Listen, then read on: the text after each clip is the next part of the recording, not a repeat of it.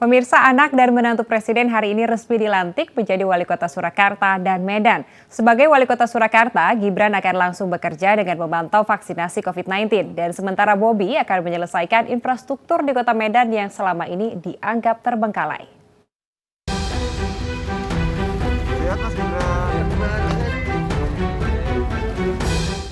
Gibran Rakabuming Raka dan Teguh Prakosa resmi dilantik menjadi Wali Kota dan Wakil Wali Kota Surakarta Jumat pagi.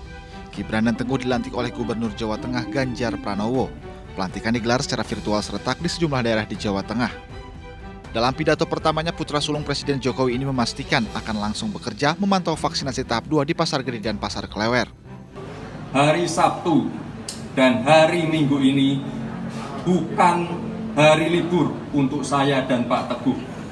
Sabtu ini jam 8 pagi akan dimulai vaksinasi untuk pedagang Pasar Klewer dan Pasar Gede. Kita langsung gerak, kita langsung kerja, tidak perlu menunggu sampai hari Senin. Bobi Nasution dan Auli Rahman dilantik di Aula Tengku Rizal Nurdin di Rumah Dinas Gubernur Sumatera Utara. Bobi dilantik bersama dengan 5 pasangan kepala daerah yang terpilih pada Pilkada tahun 2020. Pelantikan diawali dengan pengucapan sumpah janji jabatan yang dipandu oleh Gubernur Sumatera Utara Edi Rahmayadi.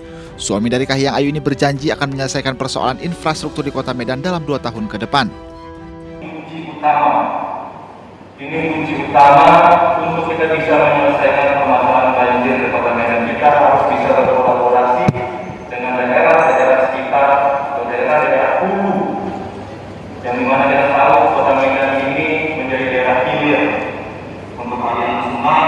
Jadi perlu kerjasama antar daerah dengan Provinsi Sumatera Utara sehingga kita kuat, landasan kita kuat untuk mendapatkan support yang lebih besar lagi dan lebih baik lagi dari pemerintah pusat ke depannya.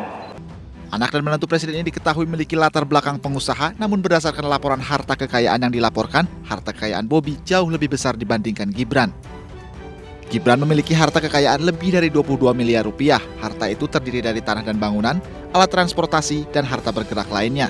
Sementara Bobi Nasution memiliki harta lebih dari 54 miliar rupiah. Harta itu terdiri dari tanah dan bangunan yang mencapai 34 miliar rupiah hingga surat berharga yang berjumlah 8 miliar rupiah lebih. Tim Liputan iNews melaporkan. Pemirsa, Gubernur Jawa Timur Khofifah Indar Parawansa melantik 17 kepala daerah Jawa Timur. Untuk patuhi protokol kesehatan, pelantikan pun dibagi menjadi 3 sesi dan jumlah tamu juga dibatasi. Pelantikan kepala daerah juga dilakukan oleh Gubernur Jawa Barat Ridwan Kamil kepada 5 pasangan terpilih hasil Pilkada 2020 di Gedung Merdeka, Jawa Barat.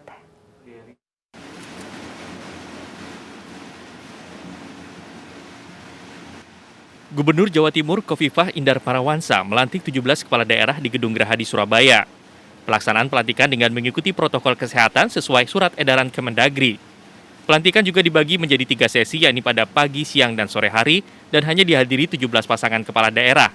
Di antaranya pasangan calon terpilih pada pemilihan Bupati dan Wakil Bupati Banyuwangi, Wali Kota dan Wakil Wali Kota Blitar, serta Surabaya. Sementara tamu undangan mengikuti prosesi acara secara virtual.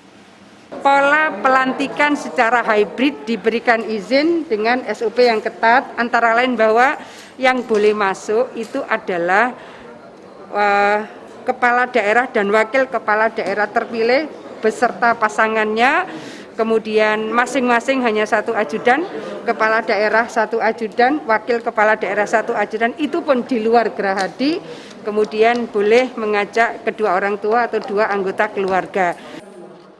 Yang terhormat Gubernur Jawa Barat, yang terhormati. Bertempat di Gedung Merdeka Jalan Asia Afrika Kota Bandung, Gubernur Jawa Barat Ridwan Kamil melantik 5 kepala daerah terpilih masa jabatan 2021-2026. 5 kepala daerah yang dilantik yakni Kabupaten Karawang, Kabupaten Sukabumi, Kabupaten Indramayu, Kabupaten Pangandaran, dan Kota Depok. Dari 8 daerah yang melaksanakan pilkada, hanya 5 yang bisa dilaksanakan pelantikan pada hari ini. 3 lainnya masih terkendala jadwal dan keputusan MK. Tolong jaga benteng integritas, karena banyak kepala daerah berjatuhan ketika integritasnya jebol. Kedua, layani masyarakat dengan ikhlas, apalagi saat COVID. Ya, orang marah banyak, orang stres banyak, ekonomi terpuruk, sehingga butuh pemimpin yang ngemong, yang sabar, yang ikhlas, dan turun ke masyarakat. Ridwan Kamil juga menyampaikan agar para kepala daerah bekerja secara profesional di masa pandemi COVID-19. Hal ini dikarenakan tantangan untuk menyelesaikan pandemi dibutuhkan kerja ekstra.